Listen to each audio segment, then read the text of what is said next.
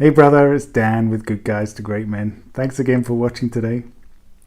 I wanted to talk very briefly about the subject of self-esteem versus self-respect, because I think there's a really important distinction that we don't often get. So when guys contact us, they're often in a place of frustration, confusion, low self-esteem. Everywhere else in their life, everything's going great. They're doing really successful. They have achieved many of the things that they want to achieve: house, car, career, all these different things. I mean, family-wise, they've got family, they've got relationships, they've got all this good stuff. But then maybe there's part of it that's not going so well. Maybe it's to do with communication. Maybe it's to do with, connection or affection. Maybe it's to do with sex. All these different things. Something is breaking down in the relationship, and it's a really important thing for them. And so it's really high on their agenda, but they don't have the skills to deal with it, or they've not been around somebody who's shown them how to lead in this kind of environment. What's important with regards to interacting with women, and how they want to feel certain things from you to be able to relax and feel safe and trust your leadership, right? So in this situation, when we're talking about self-esteem and self-respect, self-esteem often comes from the way we see ourselves through someone else, or through achievements. So through these measures that have been given to us by other people, that's where we get our measurement of self-esteem from. I feel good about myself because of this, and this.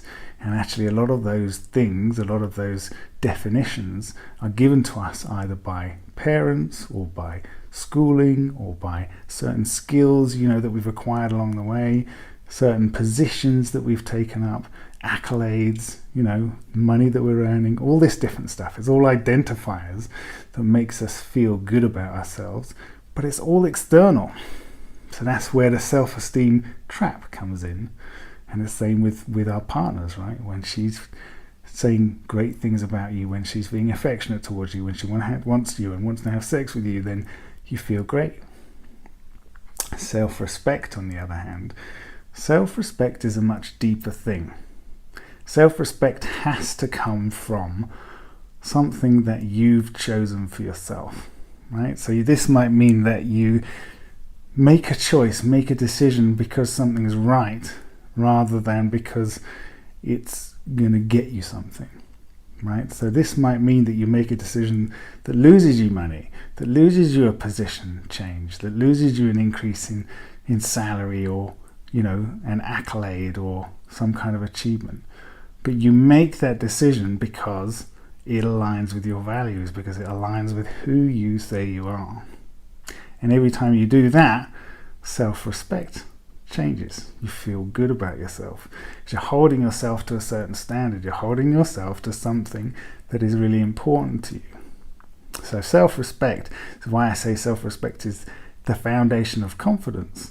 Because when you make choices deliberately because of something that you are really clear about and why it's important for you, that defines who you are. Every time you do that, it defines, redefines, solidifies this foundation of who you are, makes you into this person that not only you can trust, but other people can feel and trust, because it becomes more solid. It becomes a more real thing that anybody who pushes against it can see, this person's got principles. This person makes decisions for reasons that are his own. And that's a very trustable thing. That's a very safe thing.